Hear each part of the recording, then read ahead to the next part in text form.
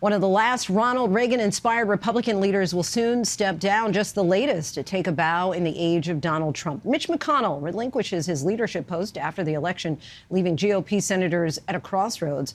Our Rachael Bade goes deep on McConnell's complicated and controversial legacy, why many Democrats, even some of his fiercest critics, say they're actually going to miss him, and the giant hole he leaves behind. Scorned by Democrats. He's the master of delay. Revered by Republicans. Been one of the best leaders in my lifetime. Then made a pariah in his own party by Donald Trump. The old broken down crow. Mitch McConnell is the least popular politician in the country. After 17 years, Senate Republican leader Mitch McConnell stepping down from leadership. His exit underscoring the end of an era. Deputy Washington Bureau Chief for the Associated Press, Michael Tackett, has a biography on McConnell hitting bookshelves this week. Do you feel like it's also an end of an era when it comes to the sort of Reagan-esque type Republican leader? There's no question that the Reagan Republican is a vanishing species within the Republican Party. Was McConnell good for America or bad for America? The answer depends on your politics. Some, like Nancy Pelosi, dubbing him Congress's Grim Reaper. Others praising him as the ultimate dealmaker. There are some historians who say that McConnell is among the most powerful Senate leaders we've seen in modern history. I think it's completely fair. His imprint on American life is going to last for decades. Not many Senate leaders can say that. For years, Democrats decried his infamous partisan power plays, passing tax cuts for the wealthy, supporting unlimited money in politics, even trying to kill Obamacare. And I have never seen anything more craven than Mitch McConnell and what he's done to our democracy. And most strikingly, packing the courts with record numbers of conservative judges, even refusing to confirm Merrick Garland, President Obama's pick to replace Justice Scalia. One of my proudest moments is when I looked at Barack Obama in the eye and I said, Mr. President, you will not fill this Supreme Court vacancy. His gambit igniting a partisan war, but paying off politically. When Trump was elected, McConnell helped him confirm not one, but 3 Supreme Court justices. That's an example of how he used his power, sort of the brute force of his power, to get what he wanted. In his view, the judges are a much more enduring legacy than a simple piece of legislation, because the judges have lifetime tenure in the federal court. So they're going to be there to make policy for a very long time.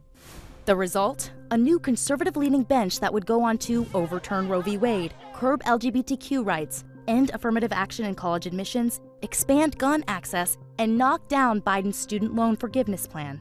We urge Mitch McConnell to stop his obstruction. We have generations of people who've never lived in this time where we didn't have access to our bodily autonomy. Thanks to Mitch McConnell's court, we now are facing really an unprecedented moment in the healthcare system.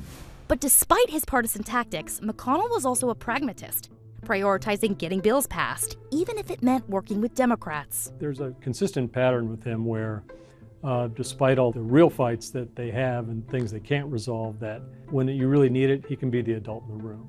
He long warned conservatives against embracing government shutdowns, even personally chiding Trump for shuttering the government over his border wall in 2018. A government shutdown is always a bad idea, at any time. Different tune than some of the Republicans we hear from these days. He knows that people don't like that. They don't like not being able to go to their national parks. They don't like that their Social Security check might be delayed. So it's really a pragmatic streak in him where he knows that that's not really the way you solve it. You solve it through negotiation. And as rioters broke windows, attacked police officers, and desecrated the chamber on January 6th, McConnell worked with Democrats to save the Capitol, infuriating Trump by rebuffing his lies of a stolen election. The voters, the courts, and the states have all spoken. They've all spoken. If we overrule them, it would damage our republic forever. This election actually was not unusually close. Tackett reporting in his new book that McConnell actually cried over the insurrection in front of his staff and slammed Trump as stupid, ill-tempered, and a narcissist.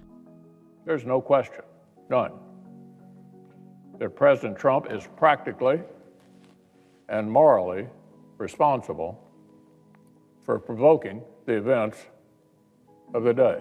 McConnell's fallout with Trump becoming the beginning of the end of his career. Mitch McConnell, if you're not going to fight, we deserve better.